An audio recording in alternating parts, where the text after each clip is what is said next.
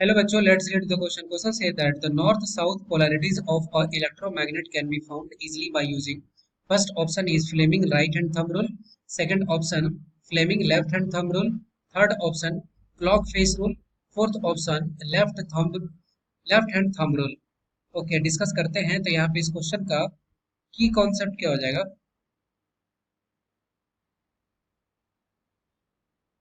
Question का की concept यहाँ पे क्या हो जाएगा, यहाँ पे हो जाएगा direction of magnetic field,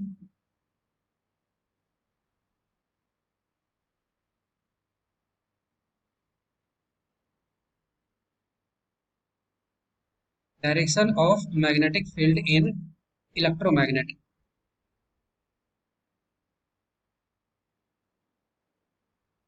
okay rule क्या कहता है, ठीक है, इसको कैसे फाइंड आउट कर सकते हैं, तो इसका राइट आंसर होगा क्लॉक फेस रूल से निकाल सकते हैं। ठीक है, अब इसको कैसे निकाल सकते हैं, इसका रूल क्या बोलता है, रूल बोलता है कि जस्ट अगर करंट जो है around the face of circular coil, ठीक है, सर्कुलर वायर या फिर कॉइल है, अगर क्लॉक वाइज डायरेक्शन में है,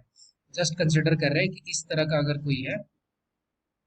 ठीक है, इस तरह का अगर कोई कॉइल है और उसमें जो डायरेक्शन ऑफ द करंट जो है वो क्या है, वो क्लॉक वाइज डायरेक्शन में मूव कर रहा है, और यहाँ से हम सामने से इस तरह से अगर जस्ट कंसिडर कर रहे हैं कि खड़ा होकर के हम लोग देख रहे हैं, तो सामने से क्या है, क्लॉक वाइज डायरेक्शन में मूव कर रहा है, डायरेक्शन ऑफ द करंट, इसका मतलब कि